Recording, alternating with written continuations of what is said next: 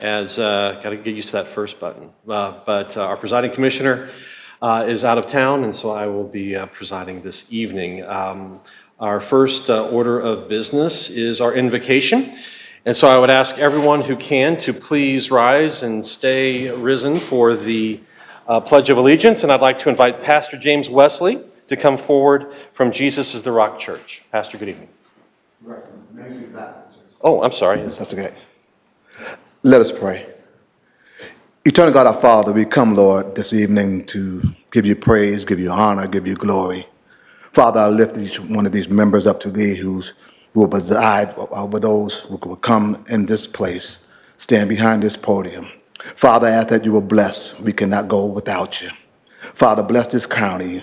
Whatever will be presented tonight, oh Father, we ask that you will stand in the midst of it. Father, we ask that decision will be made that all who reside in this fine county will benefit from the work will be done and what will be said this evening. We do nothing for glory for ourselves, but for thee and thee alone. So, Father, I ask that you are blessed now in Jesus' precious name. Amen. Amen. Amen.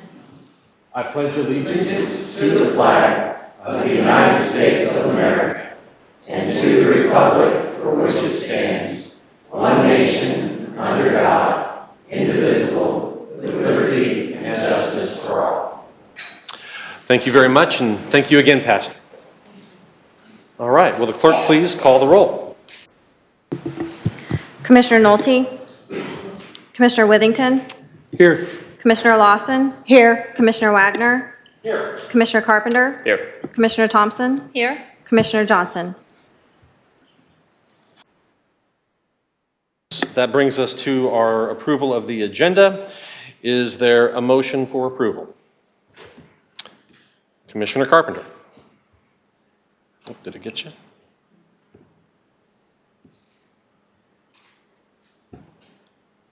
Try again.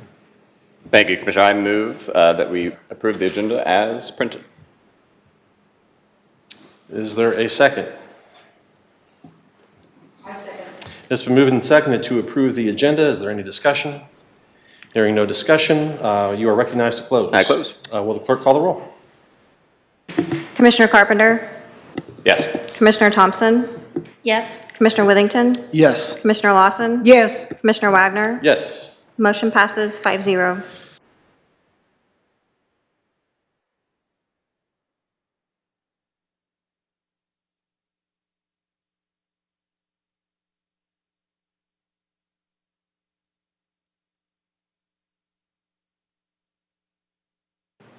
All right, thank you. Dr. Clemens, we just want to, on behalf of the Clay County Board of Commissioners, we just want to thank you for everything you've done. Congratulate you on your retirement. You've been a huge supporter of Safe Routes to School, and I've worked with you. That's how you and I got to know each other, was getting sidewalks for Maplewood Elementary. Those kids couldn't walk to school. They were bused as close as 1 block to school. You know, under your leadership, you guys have rebuilt, what, 8 schools now?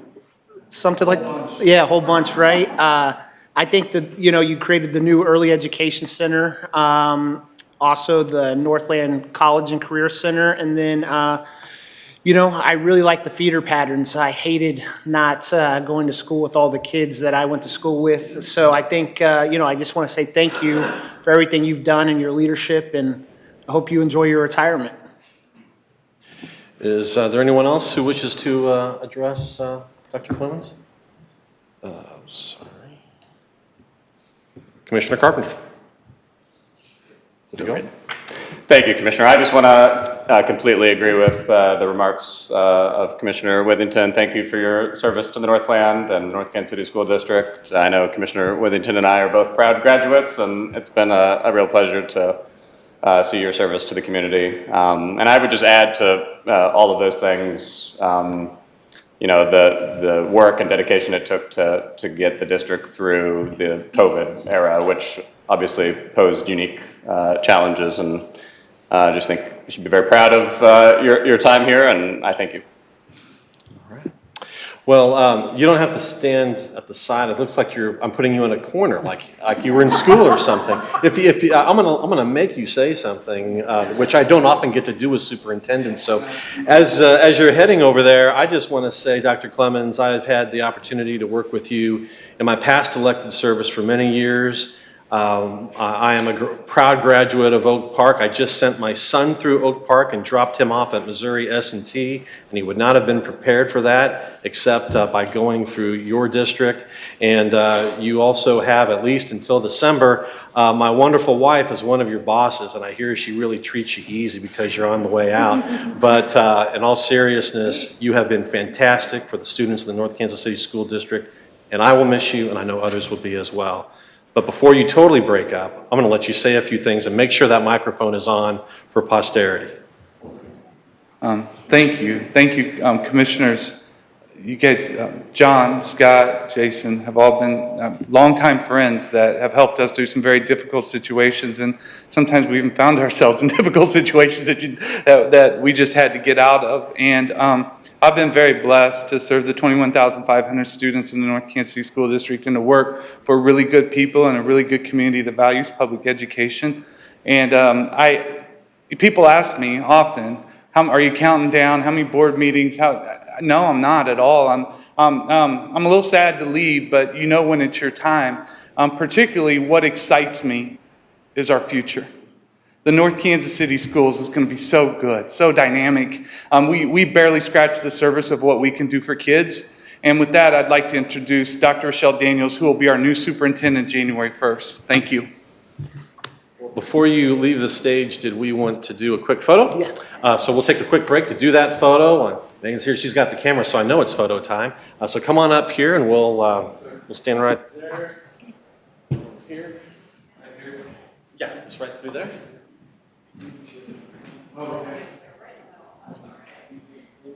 Thank you.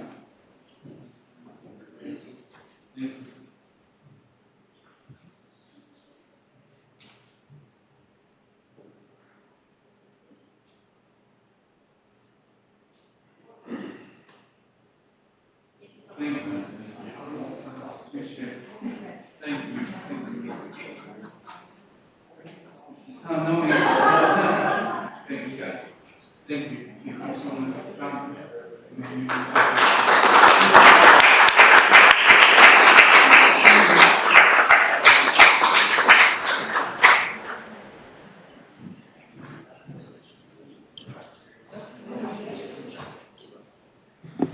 All right, thank you very much.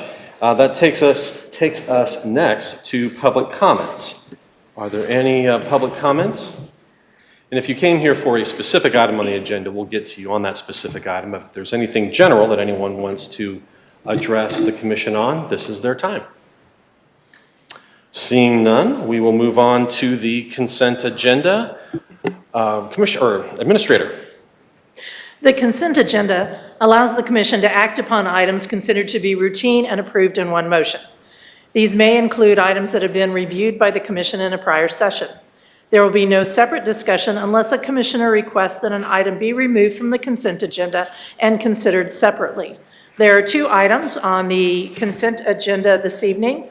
The first is commission meeting minutes from June 28th, July 5th, July 12th, and July 12th. Also, we have Resolution 2023-262 is approving invoice payments for the county from July 26th to August the 11th for 603 invoices totaling $1,536,778.55. Is there a motion?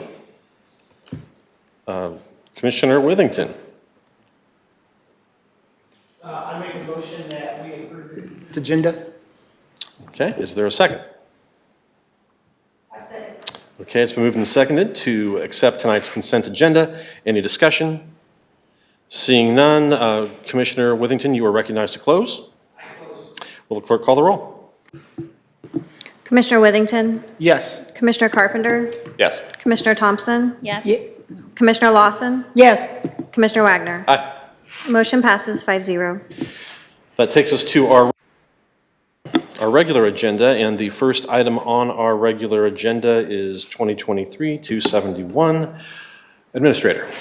Resolution 2023-271 is a request for the waiver of fees, interest, penalties, and taxes due to a county error by Mr. Robert G. Robertson. And I believe Mr. Robertson is in the audience, and then we also have the collector in the audience to provide any information that the commission may need. Very well. Mr. Robertson, do you wish to come forward first? Come on up here if you'd like. Please turn on that microphone. When you see a green light, you know you can talk. There you go. All right. I had filed the motion on this to have my father's, this is my father's property, not mine, for Robert G. Robertson. And I did this because that he has dementia, and with his dementia, he is wound up that he has kept his pride and tried to take care of everything that he possibly can, but has kept his taxes behind closed doors, and I did not know what was going on with things until I found out a notice that his property was going up for a tax sale. So I'm not here to ask for anything granted to be given to me or my father, just to see if we can get fees and penalties waived on this, so then that way we can go ahead and get the, the base taxes paid for on this.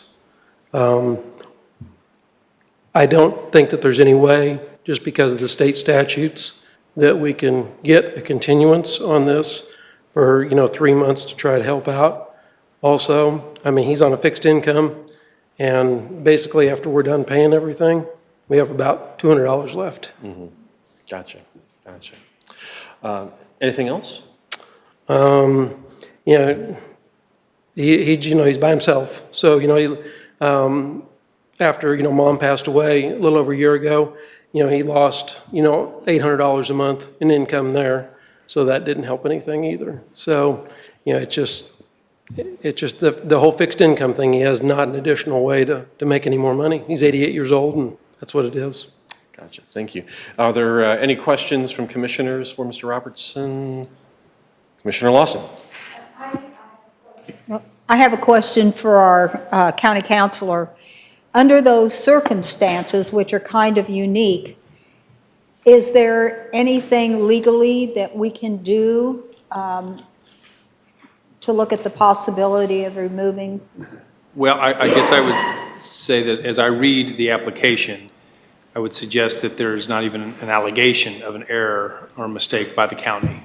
As far as I understand it, it's simply a sad situation involving his father, but it certainly doesn't indicate a mistake or an error by the county. And respectfully, this is a situation that I don't think is contemplated in the statutes. That what? It's not contemplated in the statutes as a basis for the waiver. So there is or is not? I don't think there is. Okay. And please understand, not that we wouldn't want to do this. We would, under the circumstances. I feel your pain. But the problem is legally, if we do that, then we're in deep trouble. So, we've tried to do it before, and the counselor has had to slap our hands. So Yeah, I didn't see where that there was any error myself. Yeah. I don't disagree with any of that. Yeah, I'm sorry. I wish there was more we could do. Is there any way that we can get a continuance on the sale for, 3 months? Is it still on for the sale? I might, to that question, invite the collector, or if you want to speak further to that, County Councilor. Simply, I would say no, and I would strongly encourage you to try to figure out a way to get it paid before the sale. When is the sale? It's the 28th, on Monday, the 28th. And the property will go up for tax sale on that day if the taxes aren't paid before then. And then they'll take payments up to that morning typically, right? I know it's not preference, but last minute payments are certainly accepted. But the tax sale, I think, there's not really a way to pull it off the tax sale absent the payment. Yeah, at that point, though, it's basically where that you've still got the year to go ahead. There's still a redemption. This would be just going up on first sale. Yeah. It's just first sale, so it's not an automatic forever, sale, but it would just be first sale. Okay. Okay.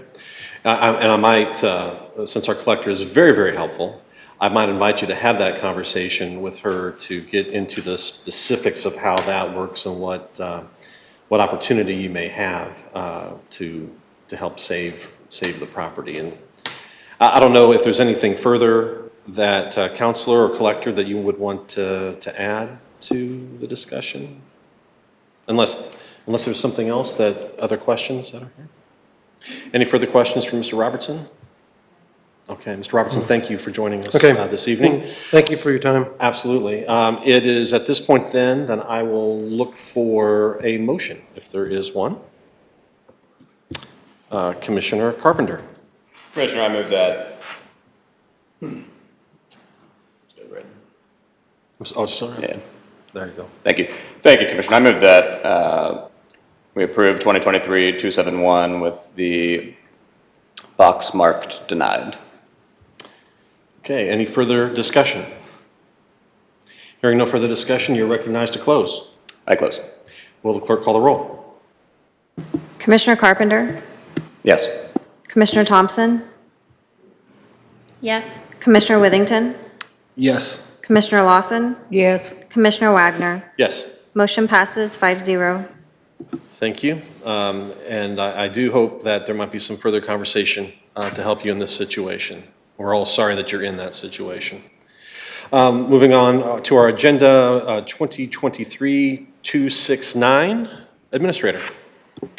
Resolution 2023-269 is the appointment to the Tourism Board Commission. And if I may, these are Commissioner Nolte's nominees to the Tourism Commission Board. Information was sent out to the commissioners several weeks ago for you to have conversations with regard to the nominees. There are 9 members, and I would say that because all the positions have expired, you'll see there that we have, in this particular resolution, staggered the terms so that some of them are serving, 3 of them are serving a 1-year, some are serving a 2-year, and some are serving a 3-year, so that we can get back on a regular schedule so that you don't have all your members of the commission expiring at once. Any questions or comments from the commission? Commissioner Withington. I'm hoping. I think I've done what I'm supposed to do. How did we get to the point that the entire board terminated or expired? How did we get to that point? Like, I would hope that the county was staying on top of these so we wouldn't get into this position. I would agree with that. This commission has been expired for a period of time. I would say almost all of the current members. And typically what is written into our resolution is that individuals serve, they have a term, but they also serve until they are either reappointed or someone else fills their seat. So it's not that as if our boards go without anyone sitting on those boards. Okay. Yeah. Okay. But we are trying to get more on a regular schedule with this. So I'll make a motion that we approve 2023-269. There's been a motion to approve 2023-269. Is there any further discussion? Hearing none, you are recognized to close. I close. Will the clerk call the roll? Commissioner Withington? Yes. Commissioner Carpenter? Yes. Commissioner Thompson? Yes. Commissioner Lawson? Yes. Commissioner Wagner? Yes. Motion passes 5-0.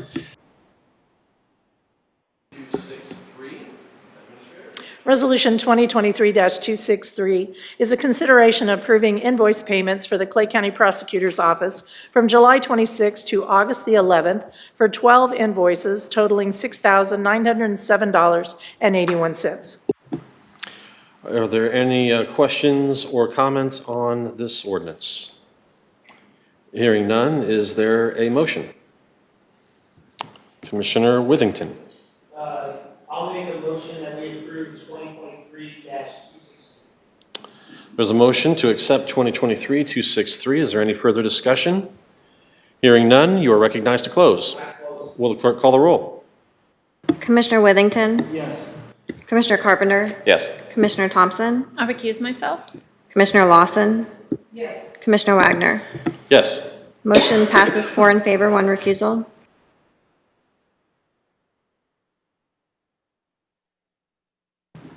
Administrator. 2023 Ordinance 18 is a consideration of an ordinance for a reappropriation and revision to the current adopted 2023 budget in the amount of $15,000. This is in our court, in the Family Court Division. This is actually a situation that has sort of been going on for a number of years. In essence, what happened is several years ago, and I'll step back, part of with family court is we receive an invoice from the state and the county pays certain services to the state of Missouri for family court services. So we are waiting and always getting those invoices and then promptly paying those. Several years ago, what happened is, and it does, at the end of the year, the end of our fiscal year, we were waiting on an invoice to come in from the state. It did not come. It didn't come into the first quarter. So in essence, what happened is we closed the books. So that year got closed.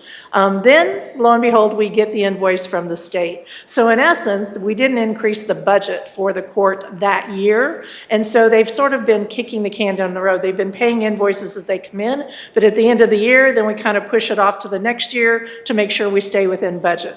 And so the judges approached the budget team and asked if there is a way that we could true this up and take care of this outstanding issue. Certainly it is due, and it will sort of balance out their budget. Now, the actual amount that we're talking about is actually more than $15,000. The court has been able to come up with a portion of that funding in their existing budget. But this will require an amendment to the current budget to increase it by $15,000 so that we can address this particular issue and have the ability to move on their budget process. And certainly the judges here would be happy to answer any specific questions you may have. Well, I do note that Judge Fluke is here, and he traveled all this way across the street to be here with us. If you've got any comments, Judge, you are certainly welcome to make them, and just make sure the light is green on that microphone, and you can say whatever you want. Well, not anything you want. Thank you for having me. Just hit that button on there. There? Yes, sir. There you Okay, are. very Thank you. well. Thank you for having me. Welcome the opportunity to come up. I don't know if many of you realize this, unless Mr. Graham has been telling stories on me, which is probably the case. I started my career working for the County Commission 30 years ago in 1993. So, yeah, well, I do have reason to worry, I will confess. But in any event, we thank you for giving us attention. We've been needing to address this, and as you know, we get busy and begin to backburn items. But in reality, there's two parts to the issue, and one part is the delay on the state. We had the money encumbered and everything was sufficient, and then it cycled back into the county funds by the time the state finally got around to invoicing us. And then once we got the invoice, we were behind one payment, not through any fault of the county or the court, and we sent in our regularly planned payments for the invoices going into 2020, and the state began applying them to the balance. And that, along with increases in the cost of the commissioner's salary package, they began drawing in those other payments, and the balance began growing until it reached a sum just north of $30,000. Thankfully, the way that our Family Services Fund had been managed up to this point, we've always operated it as a potential, it covers many things that are important there, but we try to keep a little bit of a surplus in that fund to ensure if there's an emergency scenario for family court services that the county can't sustain, then we've got something ready to go. So thankfully, we did have enough money in there that we effectively, so that we wouldn't disrupt the county budget, we could bear basically just a little north of $15,000 of the cost ourselves, as a one-time item, we could do that and and work with it. And then the county pays the rest. It's essentially the money that was returned to you. We should be able to rebalance, which is really important at this stage because with the increased costs of what we're having to reimburse the state, we're having to adjust the budget to go forward, the cost of that salary. And for those of you that are not familiar with the Family Court Commissioner, it's a very important function for the court. She was a huge help when she came along originally, and now she's processes most of, nearly all of the child support cases in addition to a large amount of cases for the domestic relations court in general. Constitutes millions of dollars recovered for primarily single mothers, and really helps with our caseload. So your help with this is going to solve a problem, and it'll be a long-term fix, we hope. We thank you. Are there any questions either for Judge Fluke or the administrator? Any further discussion? Seeing none, is there a motion? Commissioner Carpenter. Okay. Yeah. Thank you, Commissioner. I move that we approve 2023 Ordinance 18. There's been a motion to approve 2023 Ordinance 18. Is there any further discussion? Hearing none, you are recognized to close. I close. Please call the roll.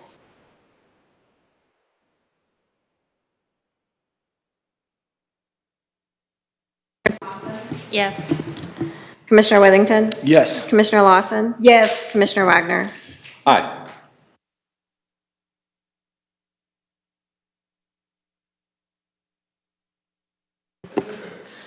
Resolution 2023-272 is a consideration of approving a revocable event license for U Foundation Jog for Jack's first annual walk run event at Smithfield Lake. And Director Driscoll is here to provide information to the commission.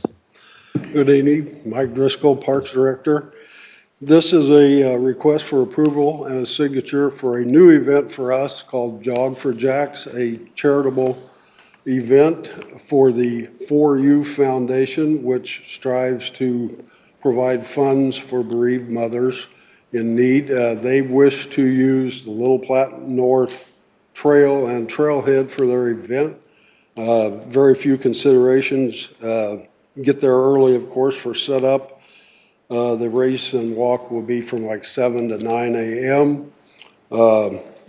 They will have medical staff, EMTs on site. They will provide extra trash, containers. They will have a few approved vendors on site, approved by them. I don't know who they are, but they will be approved before they are allowed there. They will utilize a loudspeaker at that location. I don't think it will interfere with anything at that time, even though it is early morning. It will conclude at about 9 a.m. and they will clean up that morning. And we just ask for the approval and signature for this resolution. All right, very good. Is there any questions from commissioners? Is the applicant from the event here by any chance? Pardon me? The event folks, just if they want to talk about their event. Or did they just send you, Mike? They just sent me. That's fine. Yeah. You're more than capable. Okay. Okay, if there is no discussion, is there a motion? I want to try this to see. Okay, Commissioner Carpenter. It's just slow playing you all. There you go. Thank you, Commissioner. I move that we approve 2023-272. Okay, we have a motion to approve 2023-272. Is there any further discussion? Seeing none, you're recognized to close. Close. And will the clerk please call the roll? Commissioner Carpenter? Yes. Commissioner Thompson? Yes. Commissioner Withington? Yes. Commissioner Lawson? Yes. Commissioner Wagner? Aye. Motion passes 5-0.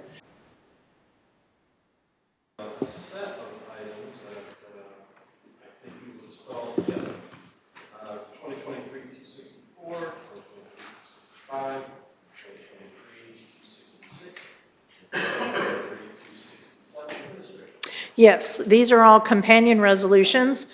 2023-264, 265, 266, and 267 are consideration of the rezoning, preliminary plat, final plat, and also consideration of a sole source water supply of a well for the Atlas Meadows subdivision. And Planner Spies is here to provide information to the commission about this project. Good evening. Good evening. Shane Spees, Clay County Planner. This is the proposed subdivision of Atlas Meadows. Currently, the property consists of one lot and sets at roughly 8 acres. Part of it is zoned agricultural, and the other part is zoned I-1 or limited industrial. The industrial part was approved to be rezoned back in 1998 along with a well water request then. The property has access from H&H Lake Road and 169 Highway. Just a little bit of a background, if you're obviously familiar with that area, this is that Quality Trust Company there off of 169. The proposal is to split this 1 8-acre lot into two lots. We'd be making the industrial lot larger, so to be sure that septic system on that lot is included. The other lot will be zoned for a residential lot. The applicant, again, is also asking for approval for a well for the residential lot since there's one, or there's approval for a well on the industrial lot. The rural water district that would serve this property, or the closest one, indicated that the closest water main is roughly a mile away. This proposal falls under the urban services tier of the comprehensive plan. That tier guides us that we should be doing 10+ acre lots. However, there is an exemption for properties within a mile of a city if that city grants an exemption. In this case, the city of Smithville responded that they are okay with the property that size, since they recently created 10 lots half a mile away from this location that had the similar lot sizes. These are the 5 rezoning criteria you see with all of your rezoning cases. Both staff and the Planning and Zoning Commission felt that that rezoning criteria was met. This is the surrounding area, so you can see there in that yellow outline that's going to be the subject property. There in that darker green, that's going to be the parts of unincorporated. There in the blue is going to be the city limits of Smithville, and then over there in the red is going to be Platte County, to kind of give you an idea where we're at here. Let's see, staff has received no opposition leading up or during the planning and zoning meeting. We sent a total of 49 certified letters. We have not received any objections from outside agencies. And the planning and zoning voted 8-0 to recommend approval with the one condition. The applicants agree with the condition, and the condition deals with changes to the recording copies of the plat. I'd be happy to answer any questions the commission might have, and the applicant's present. Very good. Any questions?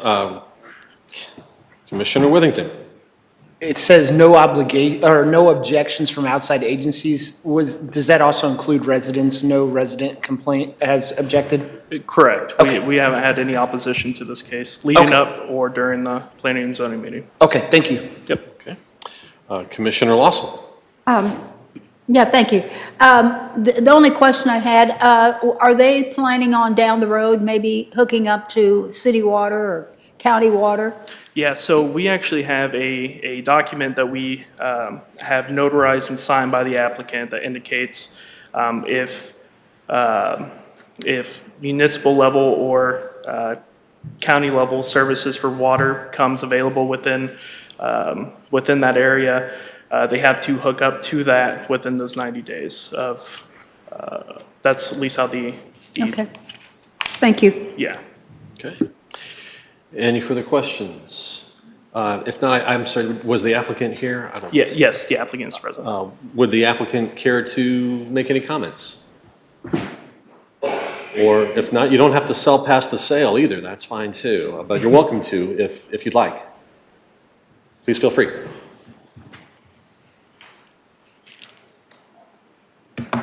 Since I'm hearing disabled, it's hard for me to understand what you said, so.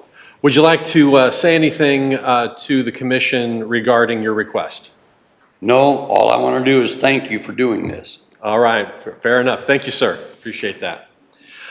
All right, if there is no further discussion, then I would entertain a motion. Commissioner Carpenter. Thank you, Commissioner. I move that we approve 2023-264, 265, 266, and 267. Very well. We have a motion to approve 2023-264, 265, 266, and 267. Is there any further discussion? With all applicable boxes checked, approved. Very good. With all applicable boxes marked, checked, and approved. Thank you. Any further discussion? If there is not, you are recognized to close. Thank you. I close. Will the clerk please call the roll?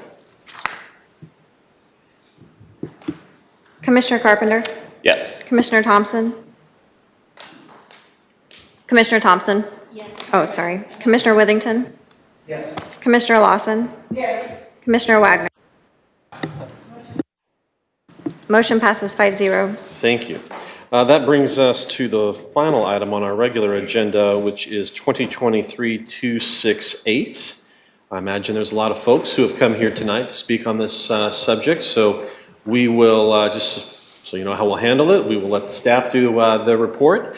Then if the applicant is here, we'll let them say a few words, and then we will turn it over to public testimony at that point. I will ask, just because it seems like we do have a few folks here, I would ask that for the public to keep their comments to 2 or 3 minutes. Let's not go too long. I think that'll give you plenty of time to give whatever comments you wish to make to the commission.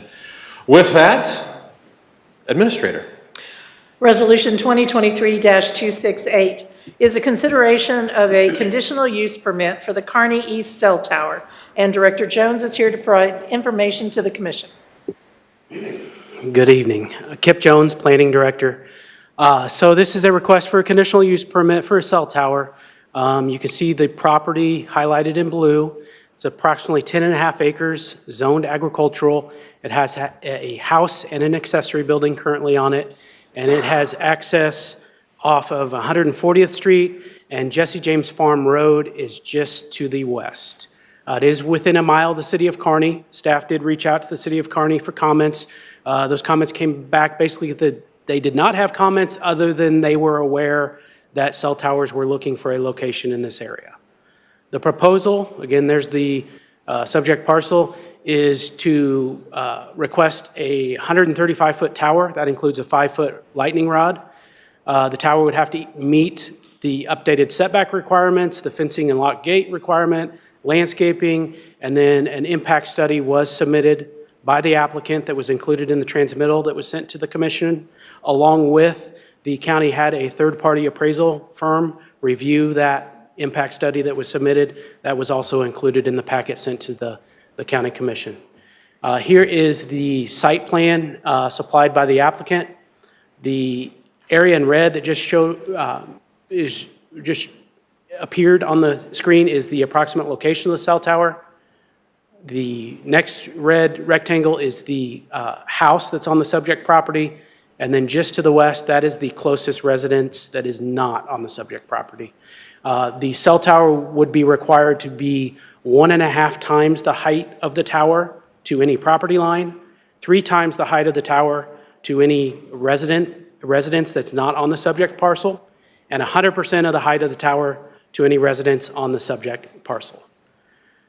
So here's the surrounding area. You can see the subject parcel highlighted in blue, and then you can see Kearney city limits just to the south and west and north and west. And then in yellow, that is a unincorporated subdivision that's sandwiched between the Kearney city limits. And then there's large lot, ag zone lots just to the east. So it's kind of a mix of small city lots to large ag zone lots that are still unincorporated. So with any of our cases, we talk about the comprehensive plan and the land development code. The comp plan indicates this is in the urban services tier since it's so close to the city of Kearney.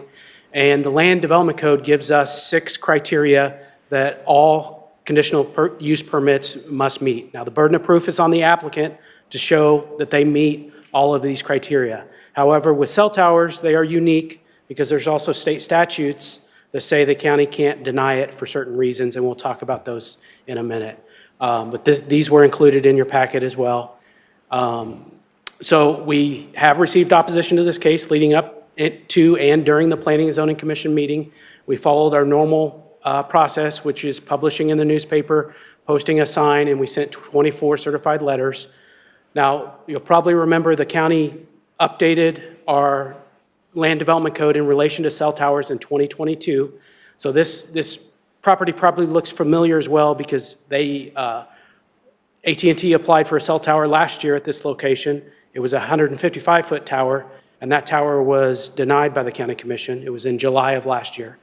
After those towers were brought in front of the county commission, we amended our code. That the amendments included increasing the setbacks that we've already talked about, requiring that impact study, and some additional landscaping requirements. This property is also unique because it's in the airport overlay district. So the comp plan includes an area that's close enough to MNAC where we restrict height of structures. This property is about 7,700 feet from the runway at Midwest National Air Center. So it's included in that area. The Land Development Code guides us that we should limit structures to an elevation of 927 feet. This tower actually exceeds that by 32 feet. Again, we're going to talk about those state statutes because the state statute says the county cannot impose greater restrictions than the FAA. So staff met with county council, determined that we could not deny it for that reason. We did add a condition that says they need FAA approval before we would issue a building permit if the tower is approved. Also in those state statutes, the statute says we cannot put a time limit on the conditional use permit. Typically, we would have a time limit for a CUP. We cannot have bonding requirements, and the tower cannot be evaluated based on availability of other potential locations in the area, and we cannot reject an application in whole or part based on perceived or alleged environmental effects of radio frequency emissions. So the complete state statute was included in the transmittal that was sent to the county commission. Now there were, I think, a total of 177 pages. So that included everything from the applicant, the opposition, and the report that was done by planning and zoning staff. So let's talk about Planning and Zoning Commission. This case was on 2 Planning and Zoning Commission agendas. First in July 11th, the Planning and Zoning Commission heard a report from staff, took comments from the applicant, and took comments from the adjacent property owners. At that point, the commission decided to leave the record open for an additional 10 days to allow the applicant and opposition to submit more documents. And so the record for this case closed on July 21st. The Planning and Zoning reconvened on August 1st for their next meeting, where the board members discussed it amongst themselves and voted 8-0 to recommend denial.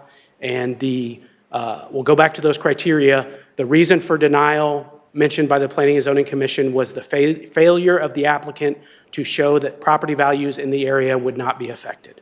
So that was one of those 6 criteria, and the Planning and Zoning Board did not feel the applicant had met its burden in that case. However, if the County Commission votes to approve, staff would recommend approving with the conditions that are in that transmittal.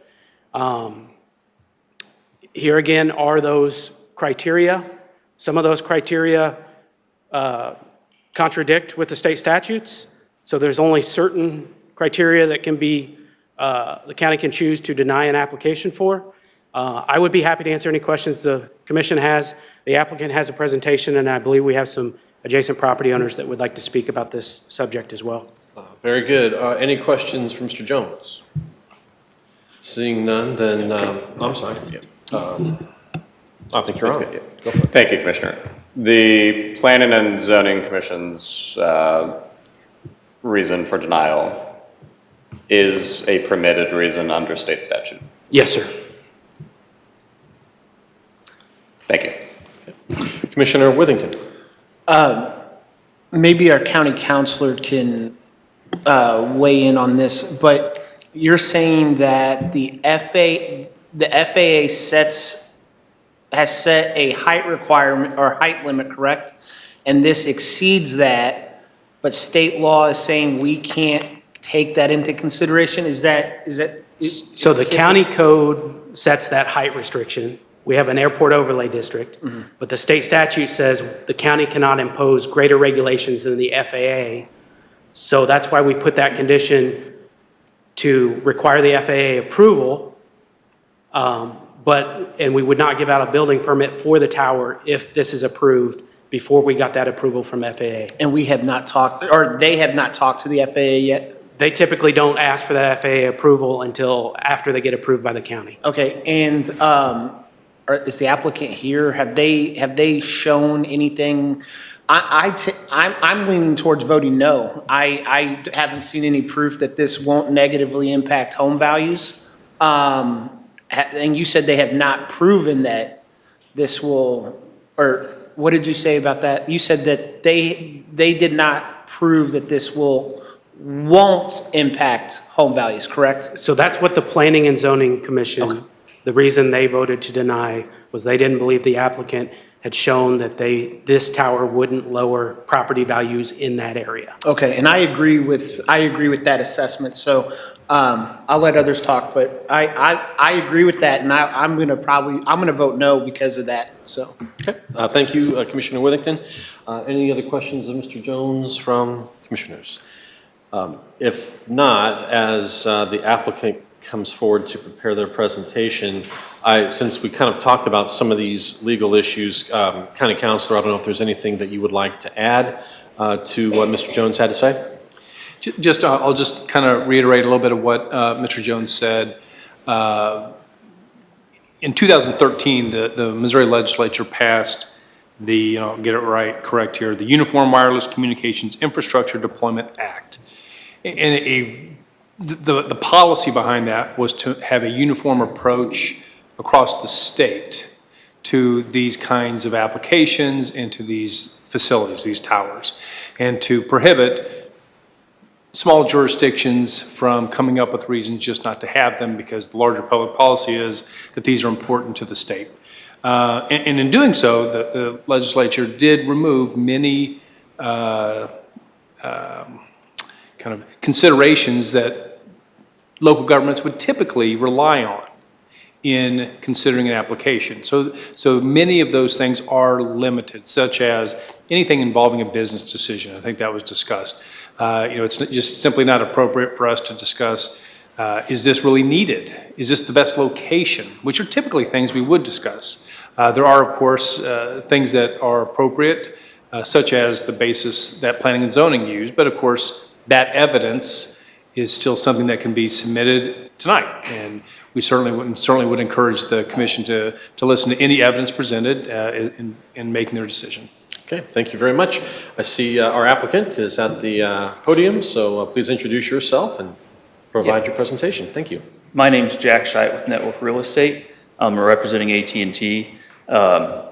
Staff went over a lot of this already, but kind of hit the highlights on the design criteria that we met in placement of this tower. So as you mentioned, there was a new development code that placed restrictions on where towers can go. It also put in, appropriate setbacks for placement of towers and siting of towers. So we did find a location on this property that met those appropriate setbacks, as you can see from the site plan, being 3 times the height of the tower from the nearest residence, at least 1.5 times the height of the tower from the nearest property line, and at least the height of the tower from the residence on that property. So we did meet all of those requirements in placement of this tower. Also, I know I mentioned the real estate values. So we did submit a study that was completed, and we have someone here tonight that will speak a little more to that study from Valbridge that completed the study. That conclusion was that there was not a negative effect on cell towers' property values. That was reviewed by a third-party appraisal service, and they concluded the same, that was a factual study and was merited there. So like I said, I'll let them speak more to it since they prepared that study. When we go about placement of these cell towers, we really weigh a lot into the development codes of the county and looking at that and making sure we can meet those requirements. So when we find a property, we have a willing landowner, meets the search area criteria of the carrier, AT&T, and meets those setbacks, we deem that as an appropriate place to place the tower based on those codes. Other thing I was going to mention was FAA, I think is already kind of discussed, but yeah, part of this process is once it's approved and we have that final location approved, we submit through the FAA, FCC processes to get those approvals. With that though, ahead of time, we do, our due diligence and review it and make sure that we feel it is a viable location, have confidence that will get approved by the FAA. In this case, we do have confidence the FAA would approve this height of a tower, but, certainly it has to go through that process, get approved by them, and we'll rely on them as the overlying, jurisdiction over that height near the airport. But like I said, that would all be done before the permit process. I think the other conditions that were noted, within the staff report there, we were, also in agreement with. So really though, I want to open up to any questions you have of us. Like I said, staff kind of went over this pretty thoroughly, so just want to see what questions you might have. Very good. I think since you have someone who's done the study, if he wants to come up and do that presentation, if there is one, just so that everything's kind of together, please come forward. And then I'll ask if there's any questions from commissioners.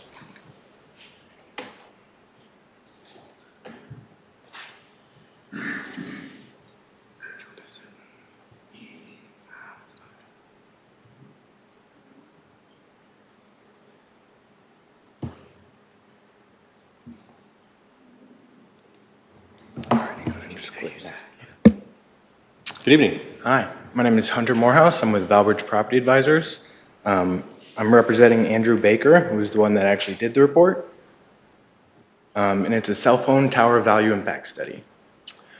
So Andrew Baker's qualifications is he is currently licensed in 4 states, Kansas, Missouri, Nebraska, and Iowa. He's been participating in the commercial appraisal industry since 2008. And in 2015, he got his MAI designation, which is pretty much the highest level of appraisal designation you can receive. As for my personal qualifications, I've been a commercial appraisal analyst for the last 5 years, and am currently working to get licensed in Missouri. So what we did, we gathered, analyzed, and reported data. So Andrew Baker interviewed 5 local real estate brokers with firsthand knowledge in selling homes near cell phone towers. He conducted a paired sales analysis with single-family homes adjacent to cell towers in the local market, and he reviewed listing history, including days on market and sale price versus list price. And then we compared homes in similar markets without the view to the cell tower. So our first example is Copperleaf subdivision. In the area outlined in green is the homes that were new and do not have a view of the cell tower. And the area in red is the homes that do have a view of it. And then there's a small bullet point of where the cell tower is actually located. So there was 51 homes without view of the cell tower that sold on average for $590,000 or $196 per square foot average. And then there was 7 homes with the view of the tower, and they sold on average for $715,000 or $212 per square foot. When Andrew spoke with Trish Shriver, the broker part of it, she indicated that the most expensive homes were actually in the closest proximity to the cell tower. So like this one, 8913 North Crescent Ave, it's clearly in view that the cell tower is in the back. Our next example is 4912 Winchester Ave in Kansas City, Missouri. So it was listed for $155,000. The broker, Jesse Burrell, indicated that there was multiple offers, and he did not believe that the cell tower or the water tower in close proximity affected the value. It later sold in April 2022 for $181,000. Our next example is 5001 North Bristol in Kansas City. It was listed for $175,000. It has the same view of the same water tower and a cell phone tower. And it sold in June 2021 for $185,000 or $10,000 over listing, and the broker did not indicate that the cell phone tower had any impact on the value. Our next one is 9205 Garfield in Kansas City, Missouri. It was listed for $365,000. Bob Detray from Platinum Realty did not indicate that the cell phone tower had any effect on the value. And the report did note that this tower was approximately a 250-foot tall tower. Our next example is 8083 Southwest 200th Street in Trimble, Missouri. It sold for $264,500 in December 2019. The broker, Jason Anderson, from Woodward Real Estate, did not think that the cell phone tower had any effect on the value.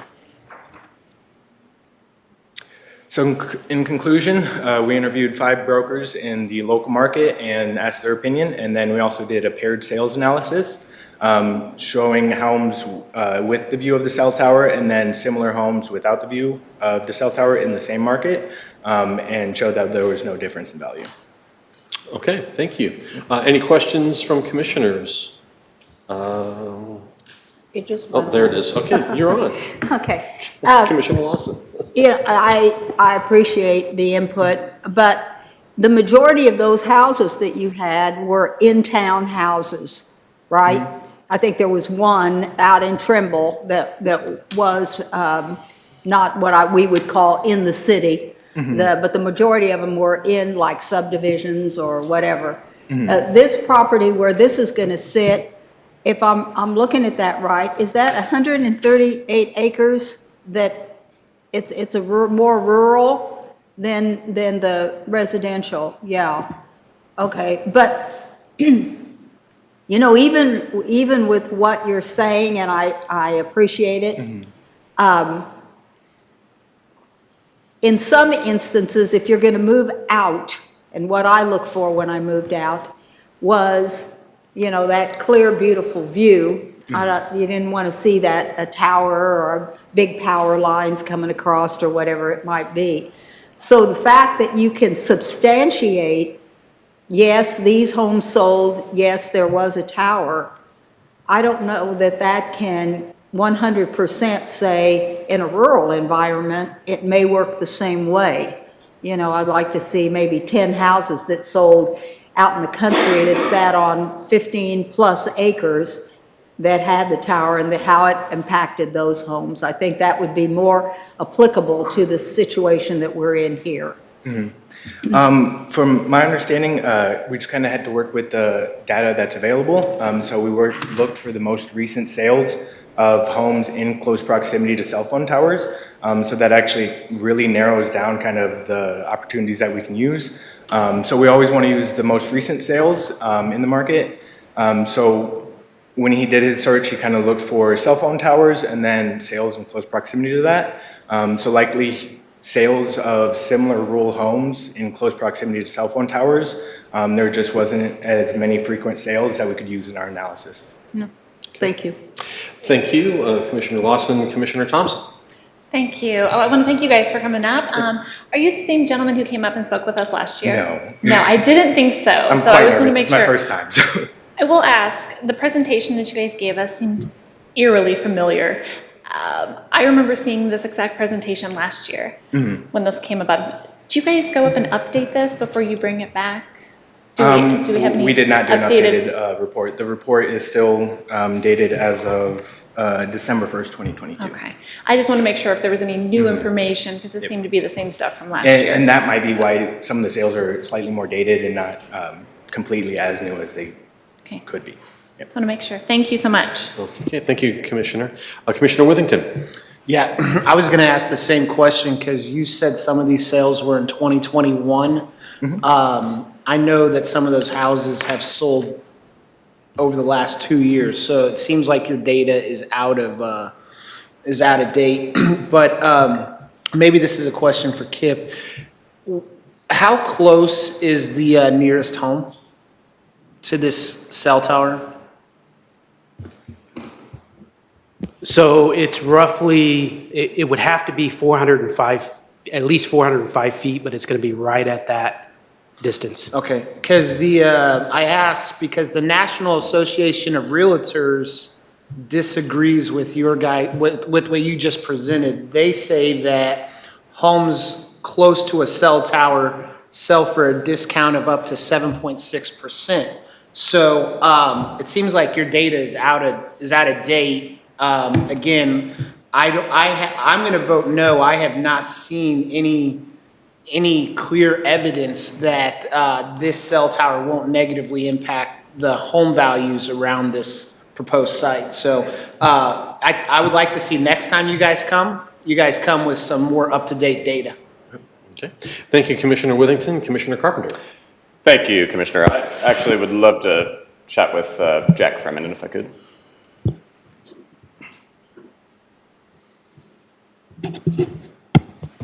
Good evening. And remind me who you're with, because you said you weren't with AT&T. Network Real Estate, and we represent AT&T. Okay, and help me understand that relationship. So essentially, when AT&T has a search ring, they send it over to us to go out and work that search ring to find a property to place a tower and then site it appropriately on that property to meet the codes. And so we do that work as a contractor for them. Okay, gotcha. Well, I want to thank both of you for your presentations tonight. I know you guys are doing your jobs, and thank you for that.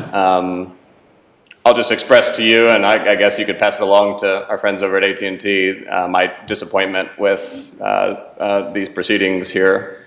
We just did this case at the same location very recently. The Planning and Zoning Commission has unanimously rejected the application on the grounds of impacting home values. We aren't permitted under state statute to take into consideration the availability of other sites, and so I won't be doing that. But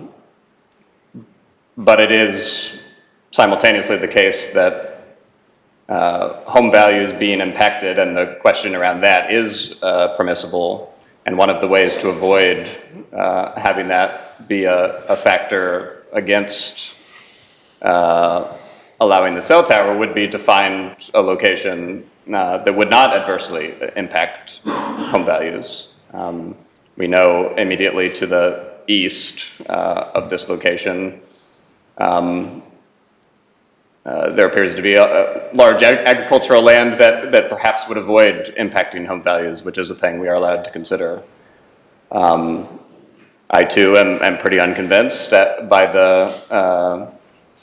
the analysis that it won't affect real estate prices.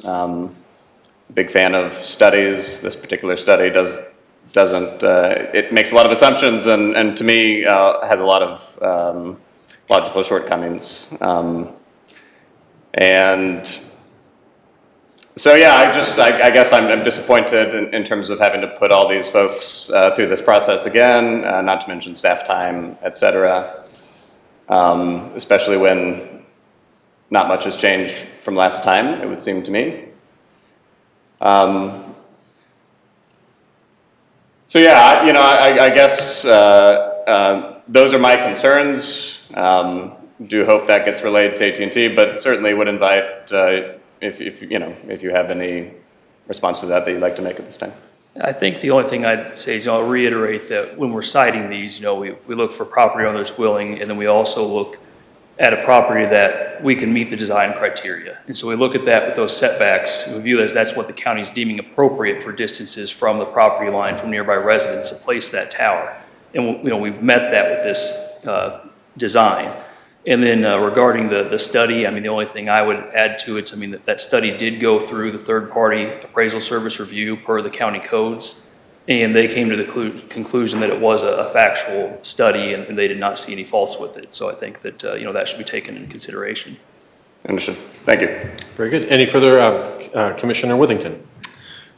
Yeah, so I would like to go ahead and make a motion that we deny this, and it says that we have to deny and give a reason on the first page. So I would like to make a motion that we deny this for the impact, the negative impact on home values surrounding the proposed cell tower.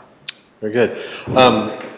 Might I suggest, since we've got a lot of folks who've come here this evening, and I don't know if I'm a fairly good tea leaf reader, so I kind of know where we may go, but since we have so many who have come, presumably to speak to this, Yeah. if you might hold on just for a second.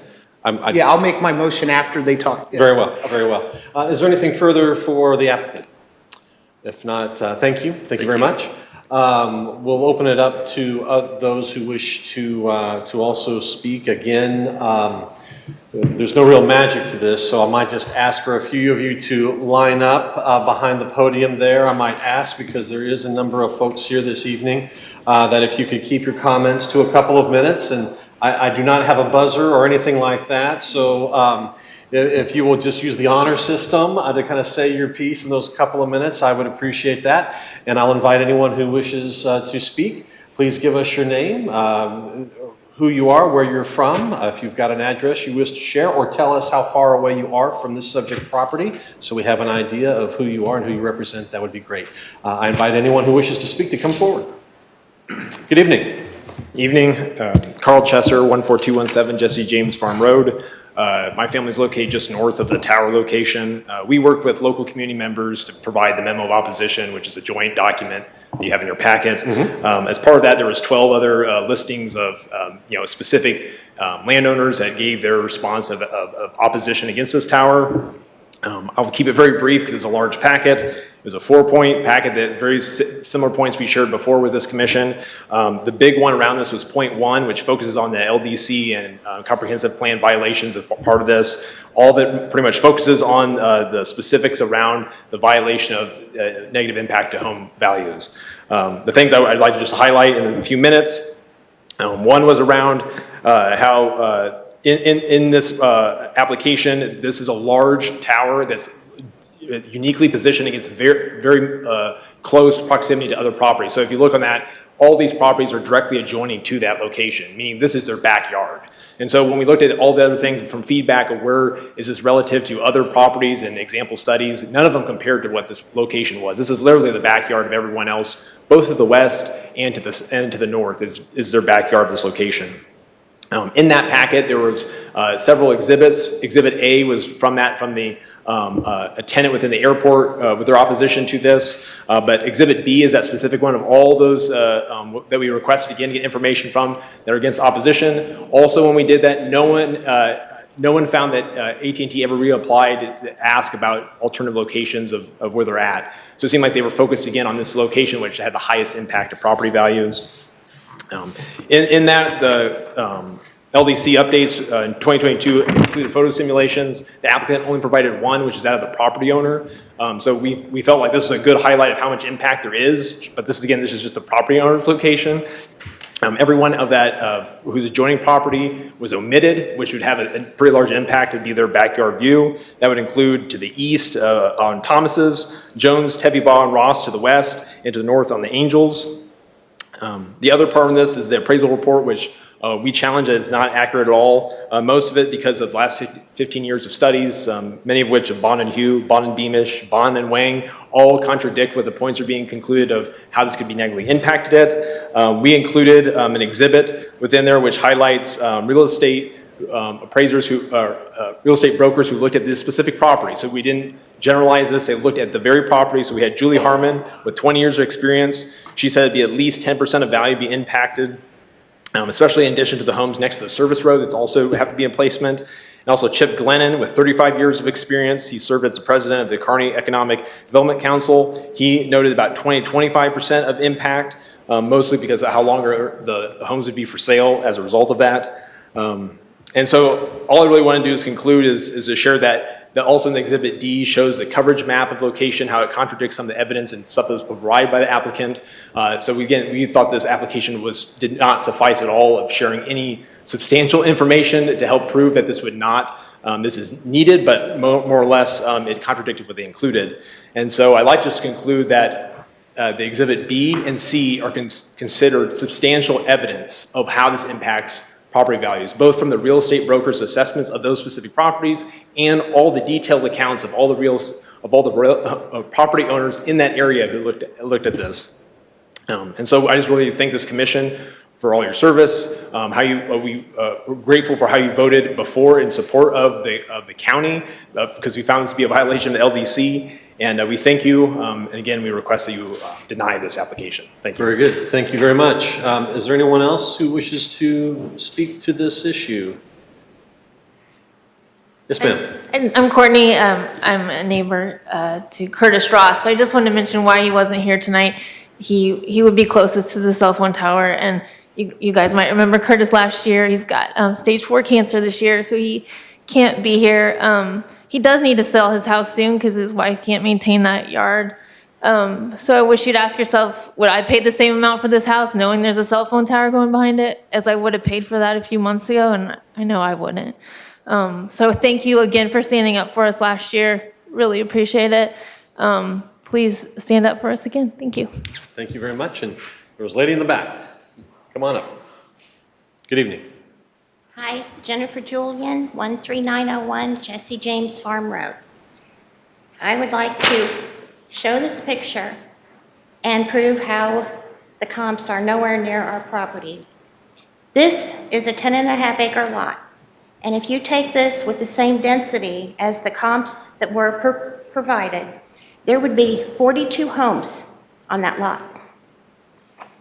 The one with the proposed tower shows it with one carrier. AT&T plans, if they get the tower, to immediately add 3 more, which will drop that down to here. I know for a fact that it will impact the property values, as do overhead power lines, which brings me to my next point.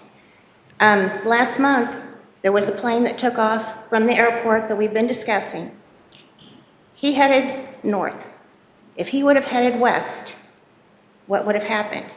What happened, the official FAA findings on the crash, after he refueled, as he began to take off, he realized there was a fuel leak.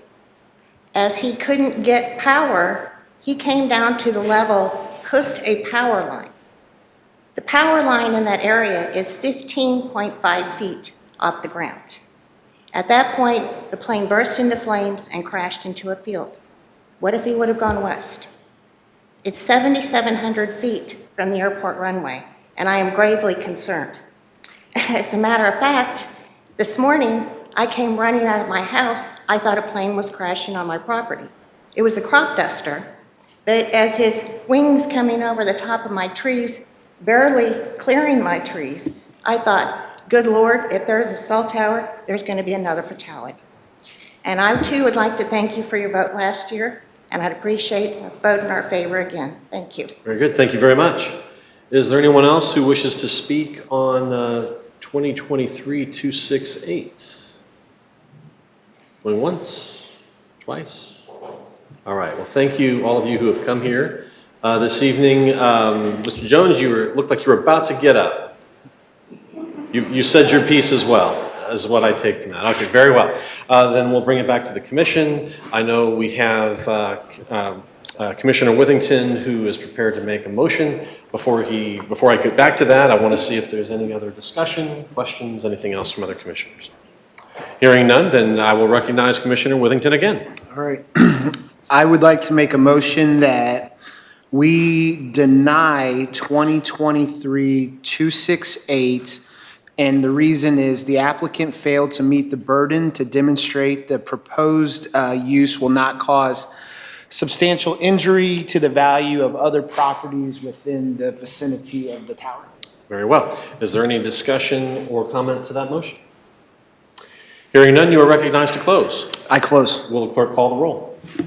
Commissioner Withington? Yes. Commissioner Carpenter? Yes. Commissioner Thompson? Yes. Commissioner Lawson? Yes. Commissioner Wagner? Yes. Motion passes 5-0. Thank you very much. I'm sure, and I know that there's still needs out there for technology. I hope there's an answer somewhere down the road, but this is not the answer for this evening. So thanks to all of you who have come out. And we'll move on to the rest of our agenda. So that takes us through all of our regular agenda items and brings us to our discussion items. Number 1 being ARPA funding request for KCTA cleanup parks. Administrator. Yes, thank you, Commission. This item has actually been discussed in front of the Commission, I think starting back in 20 or 21. During the ARPA discussion funding, there is an allocation of ARPA funding to facilitate the beginning of the cleanup at this location. And so has been our practice with ARPA funding, we allocate it, but then we come back before the commission, give more detail, and then it will, in the discussion, it'll be back before you to actually take action on that. But because it's been around for a while and some may be familiar with this project and some may not, we've asked Director Driscoll to be here this evening and to provide some information about the project. Good evening. Good evening. Mike Driscoll, Parks Director. This request is for the use of ARPA funds to begin cleanup of KCTA clay pigeon and shot shell wads, which is basically plastic debris. KCTA, let me get into the slides here. They have been operating under a lease agreement with us since 1986. And in 2005, officially, I see a signed lease agreement for a 25-year lease for operations for the trap and skeet range. And they host a good number of tournaments, league, shooting, high school events, youth programs, still well attended throughout the season. Basically, the accumulated debris has been since the beginning, as far as I know. So we got 37 years, basically, and it's an impressive pile of clay pigeons and shot shell. But as far as I know, it has never been attempted at any time to clean up any of that. We have been notified after, I believe it was 2017, there's some pictures of it, after a 2017 environmental inspection by the Corps of Engineers that we needed a plan to clean up this debris, as it was a potential hazard for water, water seepage into the lake. At that time then, we contracted Burns and McDonnell to do a study, do a sampling and lab analysis, and all the process was gone through, and also to try to find the best cost estimate, for removal of this debris. And that was determined to be basically excavate and haul to the nearest landfill. And at that time, it was estimated to be about $600,000 to remove basically 12,600 tons of debris. And right now, we just had another inspection this summer, and the item was brought up again in their inspection report that we need to get started on this removal. And basically, that's where we're at. We would like to have you consider the use of ARPA funds so we can begin this project. Very good. Commissioner Lawson. A couple questions. For a change, this is something I really know something about. This looks more like the shot than the clay pigeons. One of the things when this is done, and we sincerely, I'm not on the board any longer, but I am a member of the Kansas City Trap Association. We would sincerely appreciate the fact that the clay pigeons and the wads were removed. The thing that I want to make dead certain sure of when this happens, if it happens, is that we have a little bit of heads up beforehand. We need to kind of do, I don't know, cones or something to show you that difference between the actual clay pigeons and the shot, because that shot is a gold mine up there. They have the reclamation guy come in, and it brings us a lot of revenue when they clean that shot up. I'm aware of that. I've seen that procedure done several times. Right. In the time that I've been here. Okay. And I'm pretty sure that all the shot that you try to reclaim is basically outside of the debris pile for clay pigeons and shot wads. One other thing is, and when you do this, you know, like Tuesday, Wednesday night are league nights. And then Saturday, Sunday, we have a lot of 4-H, FFA, and Yes. different, you know, shoots. So is there a way we can kind of coordinate with you? Whatever we would do as far as contracting the work or whatever, we would definitely take into consideration the association's, you know, in-place shooting times and Okay. would not be on weekends. Okay. I know most of the mornings are pretty free as far as anybody shooting. That would be a prime time, you know, basically getting in early and getting it done. But whenever we get started, we would really like to go as much as we can to get rid of it as quick as we can. Great. And we've, considering, you know, the times of league and stuff like that. Great, and I'll, later I'll give you the name of the manager, new manager, I think you may Yes. have it, and just coordinate with him, and Yes. that, we sincerely appreciate that if that gets done. Make it look a lot nicer. Okay, anything else? Nope. All right, thank you, Commissioner Lawson. I have Commissioner Carpenter. Thank you, Commissioner. So $600,000 is obviously a lot of money, and that was 2019, so some expectation that maybe it might be more by now. It would be more now. Yeah. Yes, it would be more. That was pre-COVID or right at the beginning of COVID. Everything now is. Costs a few bucks more, yeah. So help me understand like the sublease agreement. Do you have, I'm trying to understand the county's agreement here with KCTA and how we've ended up on the hook for taxpayers having to pay a pretty substantial sum of money. In the contract, in the lease agreement, it does state that KCTA is responsible for operations and any solid or effluent waste created. And of course, the sanitary sewer runs into ours, but it does state in the lease agreement that they are responsible for solid waste removal. Understood. So, and they just haven't been doing it, or? You know, pardon me? So the lease does require KCTA to do the cleanup? It doesn't state exactly that clay pigeons and shot shell needs to be, it just says solid waste. Now, you could interpret that several ways, I guess, but it does state that they are responsible for the operation and the cleanup of solid waste and fluid waste. And so have there been conversations along the way to ask them to foot the bill for that? No. To my knowledge, it never even been brought up before 2017. I have not been in a position that where I had anything to do with it until 2007. And I know in between then and 2017, it was never a question from anybody about actual cleanup of that debris. Gotcha. And does the lease generate revenue for the county?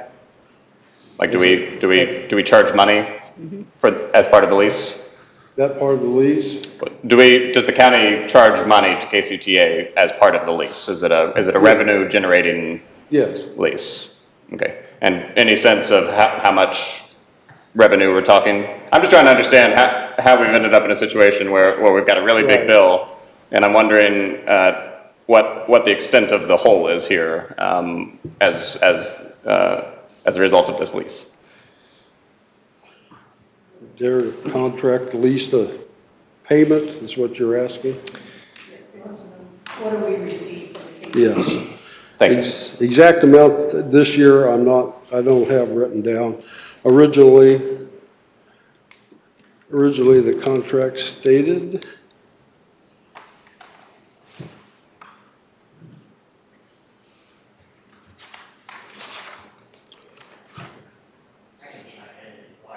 Right, you got that number? Yeah, it's about Okay. $17,000 a year? Thank you. Thank you. And the approximately 17,000 a year, I assume, is meant to just be a fair market, reimbursement for the use of the land. Is that? We don't provide services. Right. Is that correct? Yes. Okay. All right. I appreciate the answers. I guess just some of my thoughts are I'm not as familiar as Commissioner Lawson with this particular issue. This is just a big number, and if it was 600,000 4 years ago, it may well be 800,000, 900,000 now. And I, for one, am not overly thrilled with the prospect of that much taxpayer money going toward this, but I will dig a little deeper and look forward to further conversations. Very good. Thank you, Commissioner Carpenter. Commissioner Lawson. Let me make something real perfectly clear. I'm not all that happy. I'd like to see that 600,000 go for roads and bridges and a lot of other things. One of the reasons I think that this was done was because it was a kind of an edict from the Army Corps of Engineers that is involved in that lake. And they wanted to see that cleaned up. And the Trap Association doesn't make a huge amount of money. They pay their rent every year to the county, quarterly, I believe. One of the things they do is that they host a lot of things for kids. They do huge kids programs for the FFA and the 4-H kids, and it's a great family environment, and trying to teach kids the proper way to use guns and things of that nature. If there were a way it could be done, and it could be done for less money, I'd be happy to do it. If we didn't have to do it at all, and all we cleaned up was the other stuff, I have no problem with that either. But I think it was pressure, if I'm not mistaken, from the Army Corps of Engineers that said this has to get done, and the monkey's on your back, and it kind of was the contract is not the most specific contract in the world. I don't know what the problem is with contracts, but there's gray areas in there. One paragraph reads one way, you go on down a little bit further, and it says the same thing a different way, and it contradicts what was said there. So, I don't know, however we end up doing it, and if this is money that was allocated for it, then I say we do it, but, if it's not hard and fast, then maybe it's something we need to talk about more. One thing I want to put you on the spot, Counselor. I'm no longer a board member, but I am a member of the Kansas City Trap Association. In the voting process, can I vote? Well, I probably don't know enough about what membership means at the KCTA to tell you right now, and it's not up in front of you right now. But I'd certainly want to talk to you a little bit more about what membership means in the KCTA. It just gives me a break in shooting. And I probably would want to see, I'd want to see their bylaws and how they Okay. describe what membership means. Sure. Whether it's essentially like you're a part of the corporation. I mean, often a membership is a part of the corporation, in which case it might be more likely you should not Okay. participate. Yeah, Or- I want that real clear. I don't want any. But I need to get a copy. I don't know what the bylaws say for the KCTA. Okay. If I could chime in, I think the intent is, direction from the commission, that we would actually have this on next week's agenda for an action item, so that gives about a Okay. week, possibly for the counselor and Commissioner Lawson to have that discussion. The other aspect that I would suggest in having discussion from the Park Department and the Trap Shooters Association is, you're right, this 600,000 is not going to complete the project. It's probably going to need another $400,000 at some point in time to finish it up. But I would also suggest we probably need to have dialogue with the association. How do we go forward? Once we do clean it up, what are the operations? How does it change so that we don't end up with a situation like this again? Because I think this is years and years and years of sort of buildup. And Commissioner Lawson is correct. This was cited in our inspection by the Corps of Engineers to the county. And we just received another inspection this week, and it was cited again. And so it is coming from ARPA stormwater funding because as Director Driscoll mentioned, you know, without cleaning it up over a period of time, it could get into the water table, so it's water quality issues.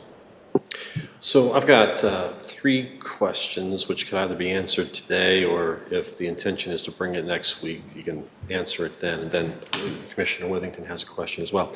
And your last comment, Administrator, kind of invites the question, do we know from the Corps how soon things need to be cleaned or removed?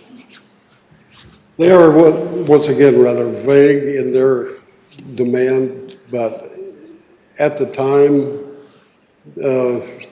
2019 or sometime during that period, they asked for a plan, and basically it was kind of put off a little while by us to try to figure out how to get funding and proceed with the project, and then basically got dropped for a little while.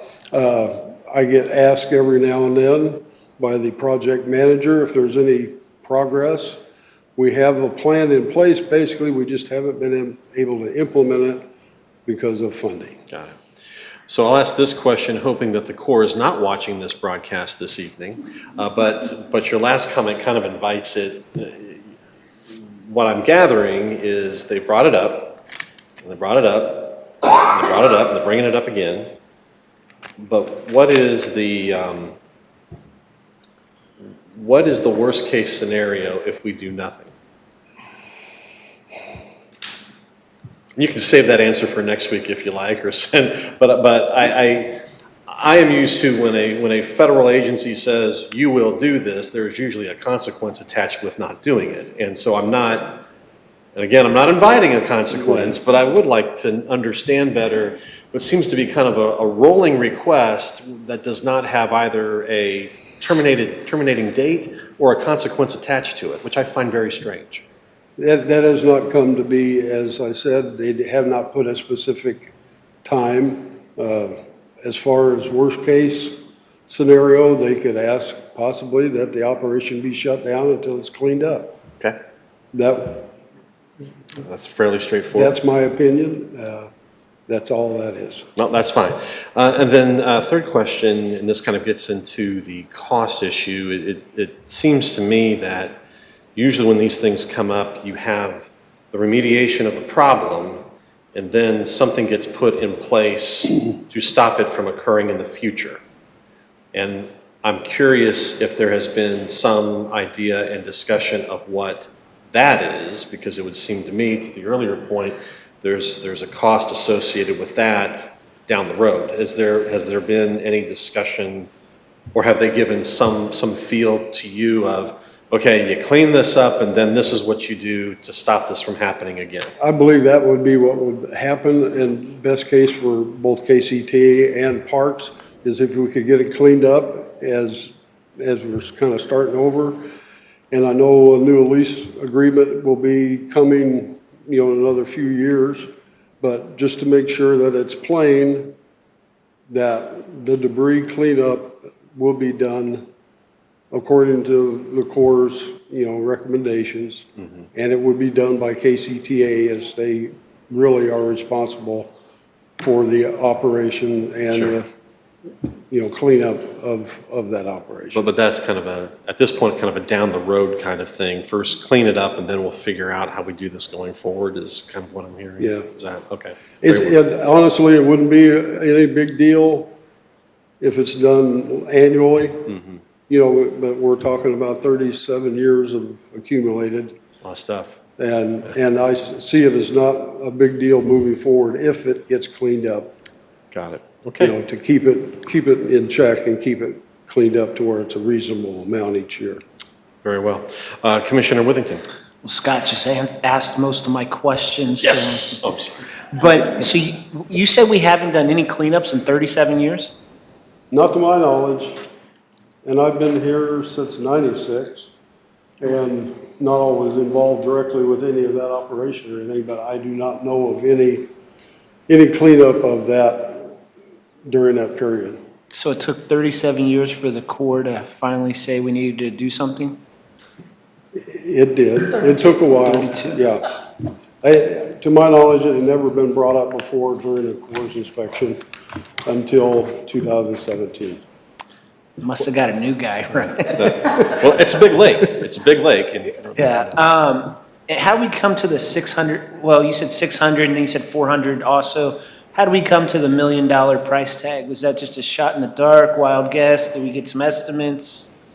Most of it is landfill fees, other than the excavating and hauling fees. But that's, their estimation at that time was 600,000 would cover it all, but now 600,000 basically just covers the excavation and hauling, and that does not pay landfill fees. And does KCTA have any funding to help us with this? Because you said they're, I'm not aware of that at all. I do not know. because you said they're responsible for the operations of this facility? Okay. You need to pass the hat at your next meeting. Yeah. Yeah. Find that in your couch cushion. there you go. Anything further? Anything further from the commission? Administrator, do you have what you need to bring this forward next week?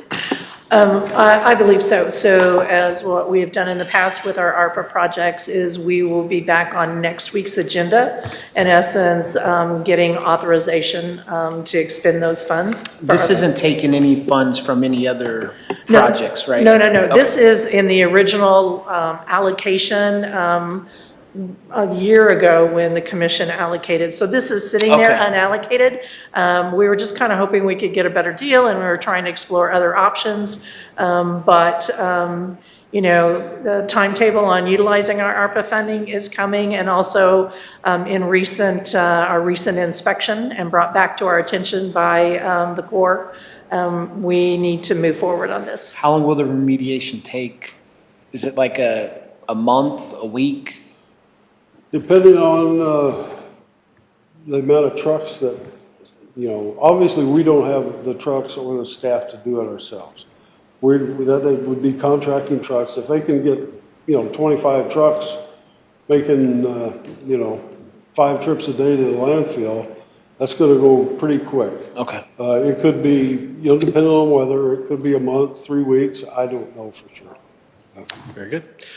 Thank you very much. If there's nothing further on this item, we'll move on to our second discussion item, which is 911 Emergency Communication Fund. Administrator.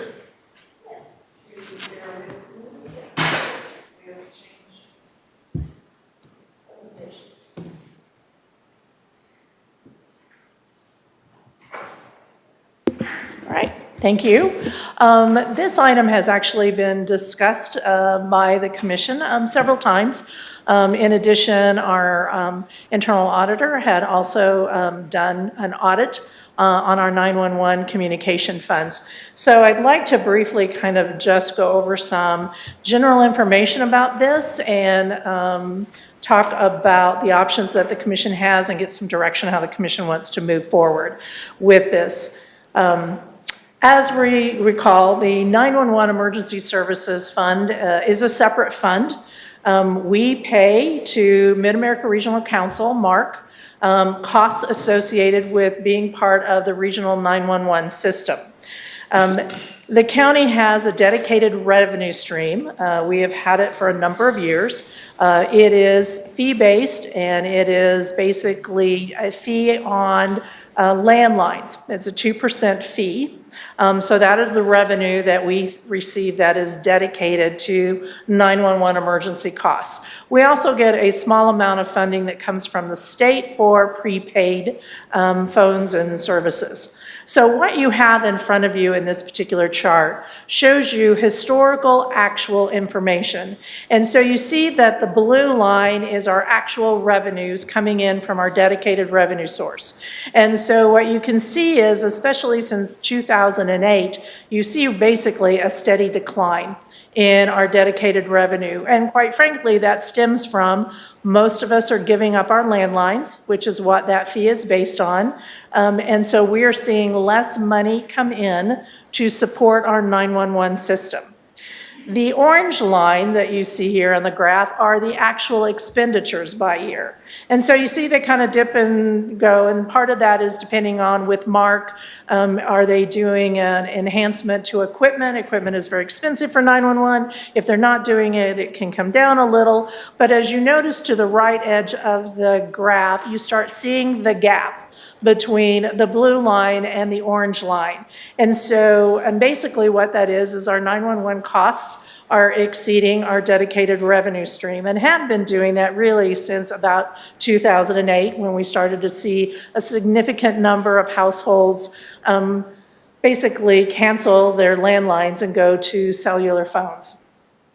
And that gap in 2022, that actual gap right there is about $720,000 from our dedicated revenue to the revenue to our expenditures. So when we look at, what's going on with 911 and what are we forecasting with expenditures and what are we forecasting with our revenues? And so again, our revenue line is the blue line. And so you can see that it's really flat. Most people are not adding landlines to their homes, and it's actually doing a slow decline based on what we're seeing in most recent average reduction in our revenues. And then you see the orange line, which is our expenditures. With our MARC costs, and you see those actually, continuing to increase. There's a number of reasons for that. It's inflationary costs, it's equipment costs, it's personnel costs, all associated with our 911. And we are billed through MARC, as the entire region is, based on population. So as we're a growing county, our slice of the pie also increases on what we're required to pay MARC. And so just to give you a little bit of context about the numbers that we used in assumptions, the revenue basically we're saying is decreasing on average recently about 1.4% per year. So you're seeing that go down. Pretty gradual. But what we've seen with MARC and an average looking at annual costs over a long period of time, and again it fluctuates, but average is about a 7% annual increase. So revenue's down 1%, expenditures are going up 7%, and so you see that that gap continues to widen in revenues to expenditures. And this gap, when we're looking at 2034, is, around $2 million that the county will be having to subsidize those funds from other resources that we have. So just kind of putting in context for the 2023 budget, our current fiscal year, for the Emergency Communications Fund. So we started off in that fund with a beginning fund balance of slightly less than $13,000. What we estimated our 911 landline fee that we receive, that 2% fee for those that do have landlines, and the prepaid revenue that we get from the state, $265,000. The general fund, then budgetary this year transferred, is about slightly less than $1 million. So the budget in the 911 fund this year is $1.2 million, almost $1.3 million. So there are some options to look at funding sources to accommodate our expenditures that we are allowed under state statute. So this particular chart, and I apologize if it's a little difficult to read, is actually coming from the state, from off of their website, kind of showing for Missouri counties, how do they fund their 911 systems. So the very light blue, and there are several of those counties in the state, basically have no 911 funding mechanism that the state is aware of in place. So they're funding their 911 either through just general fund, they may have a law enforcement sales tax that they're funding it from, they must do maybe their general revenues, their property tax, but they don't really have a dedicated revenue stream for just 911. The dark blue actually is those counties that have implemented a sales tax, a specific sales tax to use for 911 emergency services. So there are quite a few of those counties across the state. Then you kind of have the light gray counties, which is Clay County, along with some of our surrounding counties. And this is for those counties that have put together the fee on landlines. And so you see there are those counties throughout the state. And then there are those counties that are dark green. And those counties have implemented a wireless fee on any device that is capable of contacting 911. And so you see quite a few are sort of centrally located around us. Some of our neighboring counties have that mechanism to help pay for this very important services to our citizens. So you may recall that when Auditor Hurlbert came before you and presented his audit, we did, and he put together some projected numbers if the county would consider going to a device subscriber fee option. So again, a fee that would be on any device that has the capability of contacting 911 or texting 911, which Missouri and our county has that capability of doing. And so we played with the different scenarios depending on how many devices are in the county. And so it went from anywhere from 100,000 devices to 300,000 devices, and whether it could be 25 cents, a 50 cent, a 75 cent, or a $1 fee per month per device. And the maximum that any county can take to the voters is $1 per device. And so I highlighted the dollar at 250,000 devices because I want to kind of focus in on that particular one as we look at potential options of utilizing these funds for public safety services. So what I've shown here is a proposed budget. And you notice I've got two columns. One is $3 million of revenue coming in from a subscriber fee. Now that $3 million revenue would be under the assumption that we have 250,000 devices that would be paying the subscription fee. If, however, we don't have 250 devices and we have only 200,000 devices, then the revenue stream is estimated to be $2.4 million. So kind of played with both because, again, this is something we have no way of knowing exactly how many devices there are in the county at this time. So I put together a budget saying, okay, our MARC annual fee right now is proposing for next year is about $1.2, almost $1.3 million. Now you'll see here that I've added the Excelsior Springs annual fee of $50,000 because under the statute, if the county were to take to the voters and put in a device fee, then all the entities in the county must be under one umbrella. And all of our entities and PSAPs are within the county services, except for the city of Excelsior Springs. They have their own fee that they get on landlines, and so they are billed separately from MARC and not included in Clay County's expenditures. So to make this happen and to go to the voters, we would in essence be absorbing Excelsior Springs costs for 911 with MARC, and they would be giving up their fee on their landlines because we'd be getting the revenue for device fees and we would be taking over their expenditures. So we've added in the budget $50,000, and again, I'd like to appreciate that City Manager Molly McGovern from Excelsior Springs is with us here this evening. So as we go through this and you have questions about Excelsior, I'm sure she'd be happy to answer that. And she too is faced with the same budget challenges that we are, that the City of Excelsior is having to subsidize their costs through MARC, that their fees based on landlines is not covering their costs also. So this also would be a financial benefit to the City of Excelsior Springs. But we also have the capability of also using those funds for other services related to 911. So we're looking at our dispatching personnel, which currently right now is part of the Sheriff's Department's budget. So looking at our dispatching costs for personnel, training, any associated costs with dispatching is about $885,000. And so, we've all heard a lot about dispatching right now, primarily our neighbors to the south. And that is a big concern. And certainly it is very important to us that when our citizens dial 911, that the response time to pick up that call is as quickly as possible, immediately as possible, and they want to talk to a trained dispatcher. So we believe that is a vital service that we provide to our citizens.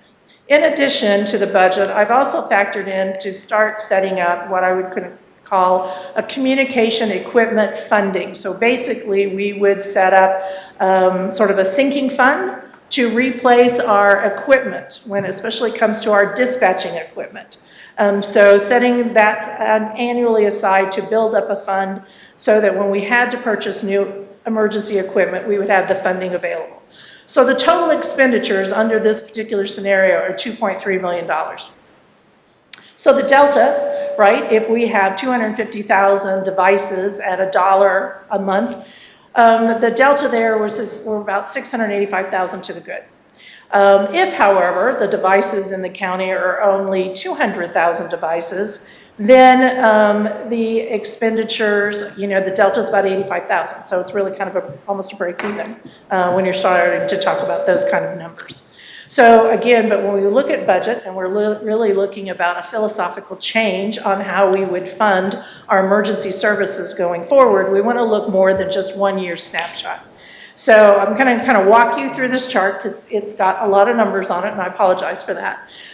So 2023, that first line is sort of our estimated, our current expenditures. If you take it away from the $3 million we get for subscriber fee, that goes back to that 685,000 delta that I had on the previous slide, or 85,000 if we only have 200,000 devices.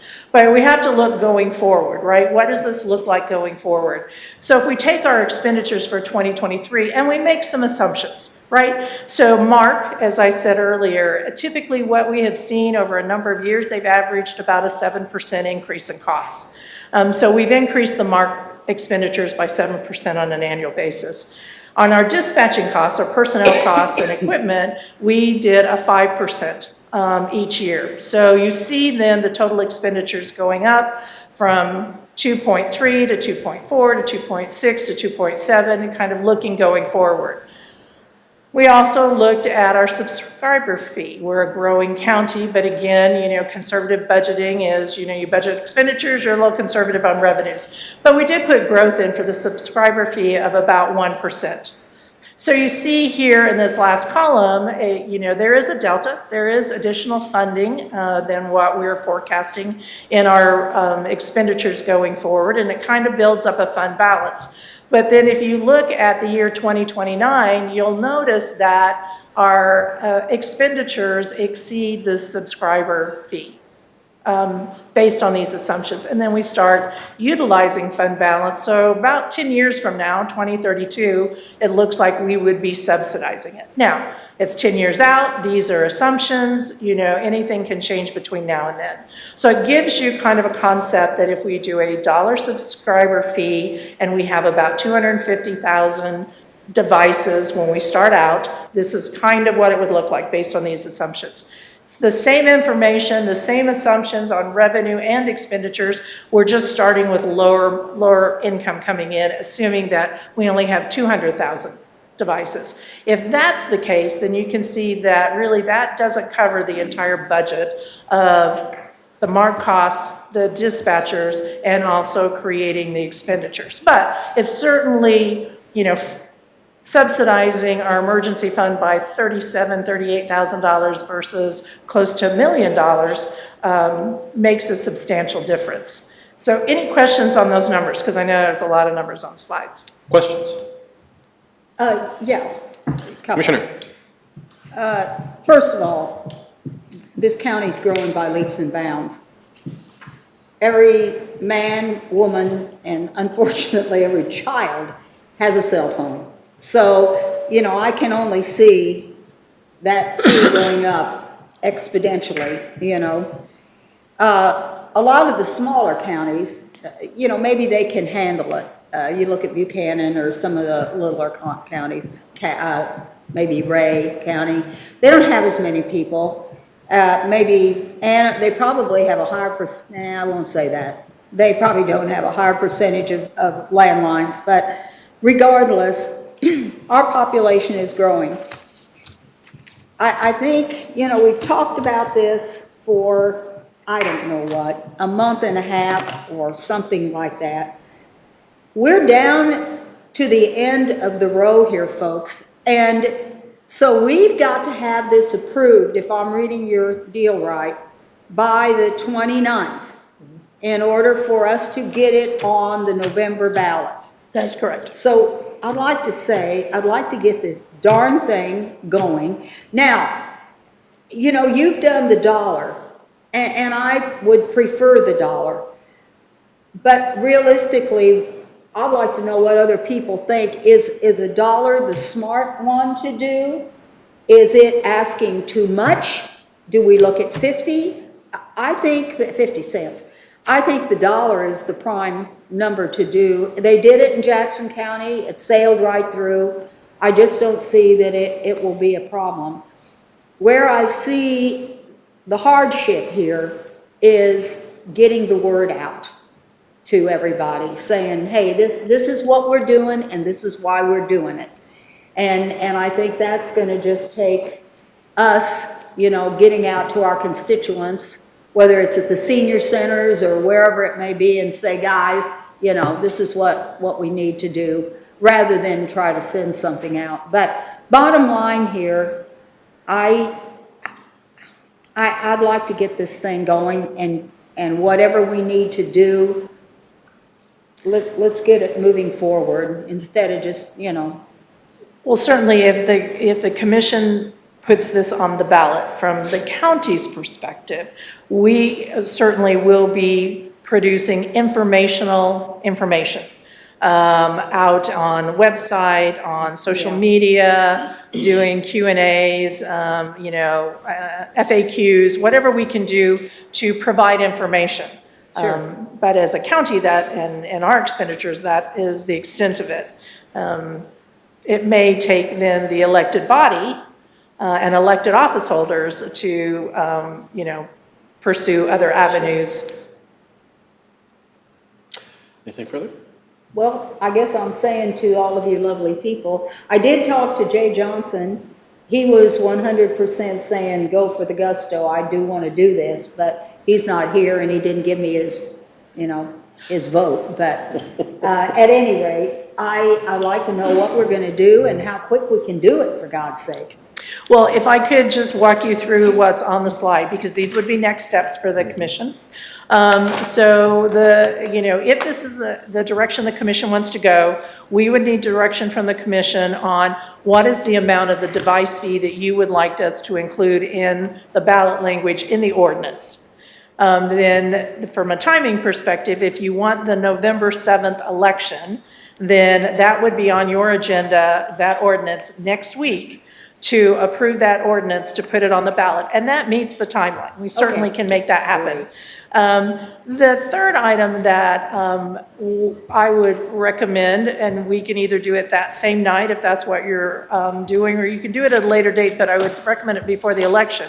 And that is that the commission would take formal action, either in an ordinance or a resolution that basically says you are eliminating the 2% fee on the landlines subject to voter approval of the countywide device fee, right? So if the countywide device fee does not pass, then that doesn't go away. However, if it does pass, and so you've taken that action before it goes to the voter. So again, that education for those saying, well, I do have landline and I have a cell phone, I don't want to pay twice, they wouldn't be. And so you would be taking that action. And I do know Ms. McGovern, who is from Excelsior, that actual action item for the city of Excelsior Springs, because they would also have to do that to eliminate their current landline fee, is on for Monday's consideration for the Excelsior Springs City Council to consider on their landline fee. Again, same language. If the county-wide device fee passes, then they would basically rescind that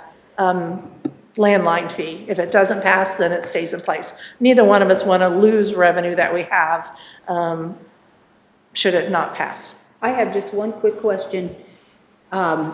Is the lovely Molly with us on this as far as is the city willing to go along with Clay County? As Diana said, Excelsior Springs loses as well. Our much lower levels. Our fee is about $50,000. We're subsidizing about $25,000 right now. And we don't see any way that that's going to change other than continue to increase what we subsidize. So this is not an action we can take alone, and this is honestly our best solution. Anything further? Okay. Quick question on that third point. The financial numbers that you ran in the previous slide assumes, I assume, the removal of the existing landline fee, and so all we saw was purely... All you saw was device fee revenue on this. Yeah, this is simply just if device fees were in place. The other one, if we don't have that, is one of those slides where you see the big gap. Yeah. Right, and that's just the fee on the landlines. Gotcha. But this is strictly device fee, again, running at two scenarios. Are there 250,000 devices or are there 200,000 devices? Right. And it could be less. It could be, 175,000. Right. We just don't know, right? So to your point about could we do something less than $1? If I had a real inventory of what we thought the number of devices would be, maybe, but we don't know. And so we would recommend, if the commission is going to pursue this, I would recommend the $1. Well, and my own opinion is, for most folks, a fee is a fee. So whether it's 50 cents or $1, it's just the idea that there is a fee. And I doubt most folks are going to, look too much into the difference. That's my opinion anyway. Now, one other item we have just for information is, obviously, if this is a November ballot, then the county will bear the costs of that election.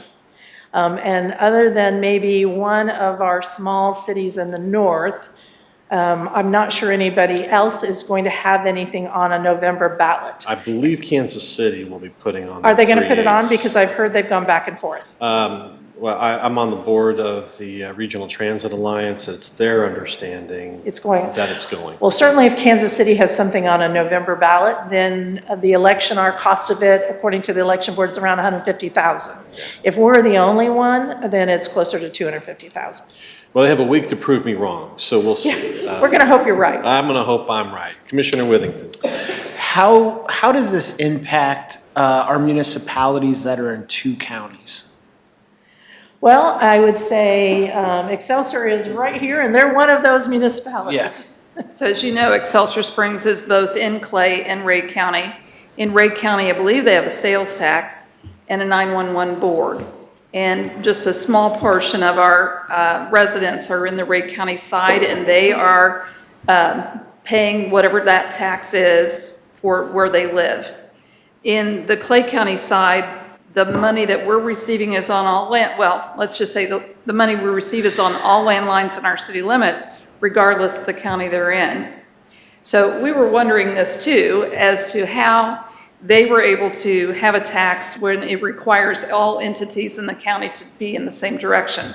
I don't know the answer to that. And Diane, this conversation began, Diane had wondered why we were the only city not included in Clay County's responsibilities. So as we did some research on it, it came down to when this discussion began and created 911, it was the early 80s, and Excelsior Springs was a long-distance phone call to Liberty. And so we were excluded for those reasons. And so that's just kind of part of why Clay County is set up the way it is. And we don't know the answer as to how Ray County successfully did something and did not address the Excelsior Springs portion. Well, and let's, they should be on the map, so. But that would also, I would assume, be similar with Kansas City when Jackson Well, County actually, I'm passed it. wondering, maybe it's because it's a sales tax, and I saw on your map. They are it's sales not tax. reflecting it as a sales tax, but I know that they have a 911 board, so it's similar to what Cass County has. Okay. So as far as direction for staff, just so I think I got it all, we are saying we want to put something on the ballot. I've heard 1 cent, and I've not heard much to the contrary to that. $1. I'm sorry, I must be thinking of what I'd like to pay. $1, thank you for the correction. I was just testing you. Are we okay with that? I'm just kind of looking around. Commissioner Carpenter? Well, I'll jump in. So, I've mentioned before, I did many dozens of hours of this down in the state legislature. Always been a proponent of it. Think it makes a lot of sense. So fully support doing it and am fine doing it. And in November, obviously, the downside of November is we have to pick up, the election cost. So, every county that's passed this has done the dollar. So I think no need to deviate from what other counties have successfully navigated. Might as well go ahead and do that. Obviously, that also generates the maximum amount of revenue to growing costs. So makes a lot of sense. One thing I'll just throw out there is my read of voters and taxpayers is that they don't like to be overly bombarded with too many tax increases all at once. And just one thing to potentially consider is if we're planning on asking the voters for a tax increase on other items, when you start asking for multiple tax increases in too short of a span of time, you might increase the chance that they say no. So just a thing to consider. If we want to do it this November, I'm fine with that. Do it at $1, I'm good with that. But could have an impact. So very good. Commissioner Withington, did I see? This thing just never turns off, so. Well, maybe it thinks it has something that it knows you want to say. Is there anything you want to say? You're got good? nothing, so I'm good. You're good, okay. Commissioner Lawson. Yeah, the only thing I would say is, if, say we held and waiting for some other thing to be put on there, the possibility that that some other thing may not even occur, and then we've lost out on this far. That would be my only, and there are two diverse options, extremely diverse, so. Fair enough. Commissioner Thompson? I'm a big supporter of putting things before our county to vote upon, so this does not bother me, and I'm okay with letting them have a. I sense a direction, Administrator. I believe so. So County Council and I will work on a ordinance to bring forward to the commission for consideration for the voters of a wireless device fee in the amount of $1 to be placed on the November ballot. There you go. All right, very good. Okay, thank Anything you. further on this item? Don't think so. That takes us next to reports. Administrator. I should have let you sit down. That's all before I right. did that. We actually have one report before you that was included in your packet, and that is the auditor's cash basis monthly report for ending of July 2023. Very good. That takes us to County Administrator comments. Just let the good times roll. Just to share that the commission's next business meeting will be next Thursday, the 24th at 6 p.m. here in the chambers. Very good. That brings us to Commissioner comments. We'll start with Commissioner, who should we go with? Commissioner Withington.